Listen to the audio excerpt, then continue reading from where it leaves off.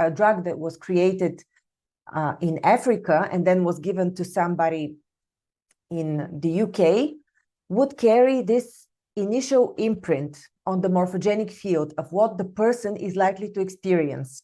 So whatever the first person experienced is imprinted like a stamp on the field of this morphogenic group of people who take the drug. Just like with the drugs in Africa, the one who created the method imprints like a stamp their belief in the morphogenic field. Whoever is using remote viewing is unlikely to deviate from the belief of the first person who created it, or the first group of people. This method puts people in a corridor of thinking, and whatever you're perceiving it within the parameters of the created methodology.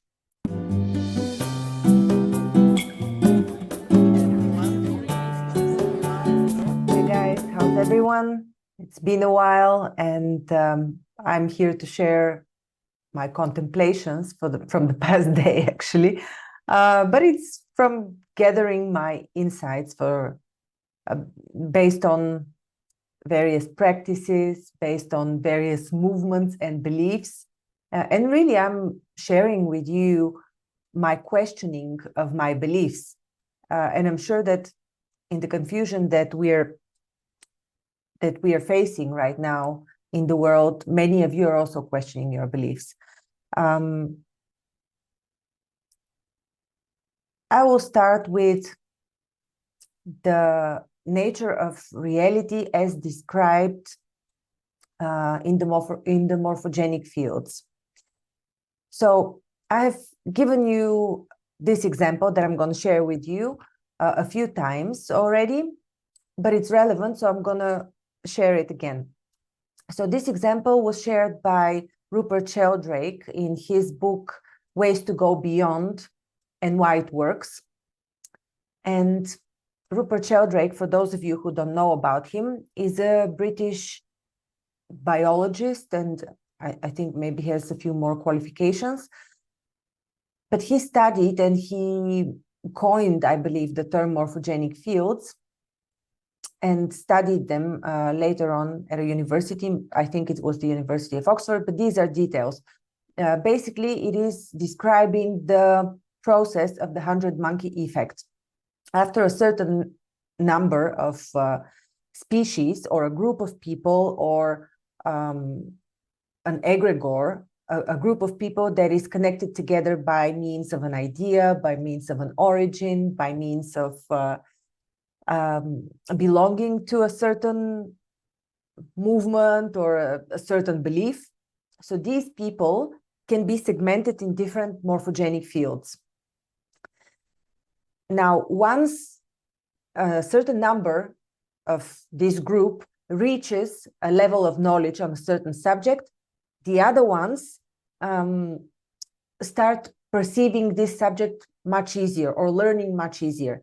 And an example is like mice that were taught to go through a labyrinth in the US, and the same sort of mice, the same species, were then given the task to walk the same labyrinth in Australia.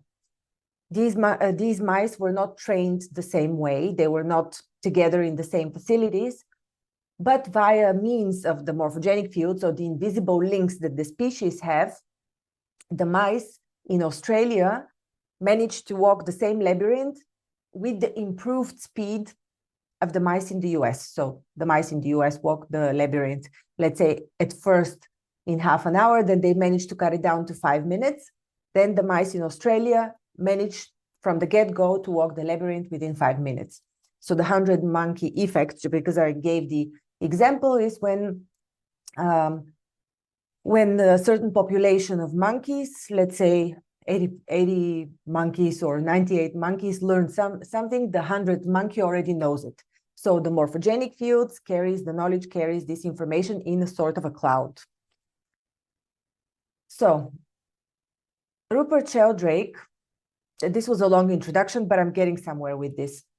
Rupert Sheldrake also talked about ways to go beyond or to reach your higher consciousness by means of some hallucinogenic natural drugs. And at some point, he states that drugs that were created at a certain place, let's say a drug that was created in Africa and then was given to somebody in the UK, would carry this initial imprint on the morphogenic field of what the person is likely to experience. So whatever the first person experienced is imprinted like a stamp on the field of this morphogenic group of people who take the drug. And so the person who would take it in the UK, once they take the drug, I'm talking about hallucinogenic drugs, not medical drugs, they would start experiencing African drums, rhythms, basically the environment that the first person in Africa had when they created the drug. Could be an African shaman or something like that. And this was backed up by not only by one, but by a multitude of studies done in this way, experiments. So what is my point? Recently, I was watching some information by Cliff High, who uses, for those of you who don't know him, who uses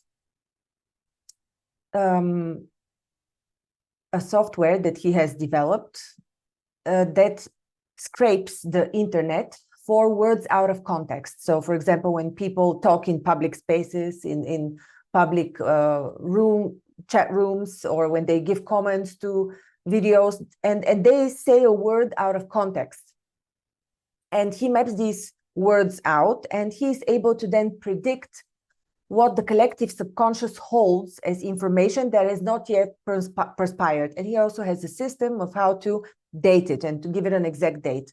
And just as an example, he's also said to have predicted the 2008 financial crisis, and also just recently he successfully predicted the assassination attempt of Donald Trump. To the date, actually, he said the 15th of July. I'm not quite sure if it actually was the 15th or the 14th when it happened, but in any case, the date was very close. Cliff High and Dick Elgire and the other guys from the remote viewing team of the Future Forecasting Group. So I'm following both of them, and I'm also sometimes watching interviews of what their opinions are on other topics. And now another controversial topic that I'm going to bring up now, which I find is important, is their opinion on flat Earth, whether the Earth is flat or not. It's a very controversial topic because just like the vaccines or anything else, people tend to be very inflexible about their beliefs and opinions. And whether you're on one side or the other, there's no way you could potentially change your mind or be open to changing your mind. But I'm asking you to do that for one reason. Imagine the background of people who created remote viewing and the person who created the system of Cliff High with the out of context words, which is Cliff High. Both groups have their origins in the US military or institutions in the US where it was developed, but basically it was a project of the military. Cliff High is also, he was in the military environment since he was 15, for 15 years, I believe he said.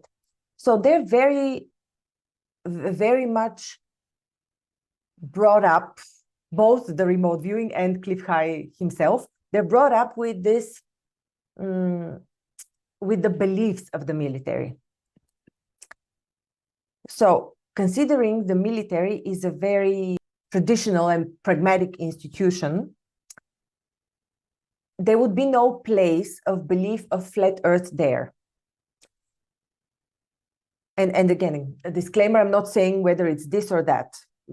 To my knowledge, it could be something third, like a third version of it that we haven't considered. Or maybe it changes depending on what the majority of us believe, like the morphogenic fields. We don't know. The fact is, we really don't know what it is. That's my opinion. So in the military, clearly the globe Earth is a belief. By watching these people from remote viewing, you will understand what the belief is. And my point here is the one who created the method, just like with the drugs in Africa, the one who created the method imprints like a stamp their belief in the morphogenic field. Whoever is using remote viewing is unlikely to deviate from the belief of the first person who created it, or the first group of people. It kind of puts them in this it's like corridor of thinking. This method puts people in a corridor of thinking, and whatever you're perceiving it within the parameters of the created methodology. I believe the same is in effect with the case of Cliff High. I'm not quite sure, but my logical thinking simply, I have not checked this in any alternative means or in meditation or using my intuition. I'm just thinking logically based on my knowledge. Of course, my logical thinking is imbued with insights and with my years of practice of the Silva method and another Russian system that I use for energy information control. But my thinking is, yes, their discoveries, their predictions, their insights into, be it aliens, be it the shape of the earth, be it whatever they're studying, the masters of this earth, who they are, what it is all within the parameters of within this corridor of what is the belief of the first group of people that have created this. Let me know what you think. Well, what are your beliefs? Are you willing to question your beliefs? I have changed my beliefs many times. I'm still adjusting my beliefs, and I honestly, in this precarious time when anything really could happen, there are talks of, I don't know, alien disclosure, even more than what is happening now. And with all the military action, with possible fallout of the internet, be it due to whatever ballistic rockets that completely disturb the satellite communication, or be it because I don't know, solar activity, whatever the reason is, many things can happen. And when people are so moved and so disturbed by their natural way of being, they're very susceptible to welcoming and embracing a savior, to embracing a certain belief. When somebody tells them, okay, this is what the truth is, and they believe it. My appeal to you is question everything that is brought to you. And the reason why it may be, it doesn't matter how believable it seems. Of course, anything that is coming up on any side, if you're taking sides, on any side will be backed by a lot of proof, be it research or be it examples and real life examples. Just try not to hold yourself, to identify yourself so much with a certain belief. I mean, in the end, what you should believe in is really yourself. And by yourself, I mean your belief in your extra human abilities, which you do have. This is beyond proven. Many people unlock them just by desiring to do so, not necessarily by using a certain methodology. So as we go, we're approaching this 100-monkey effect, when more people are spontaneously unlocking these extrasensory and extra influence abilities that we naturally have. So again, my appeal to you is believe in yourself, in the, I would say the superhuman, but please do not misconjugate superhuman here. What I mean is your natural abilities. Trust in yourself. Thanks for watching. Please share what you think about this. Was it just, I don't know, tell me what you think about such talks. What do you believe in? And are you willing to change your beliefs? And if yes, why? And if not, why not? I'm curious to know what people think. Stay safe. Thanks for watching.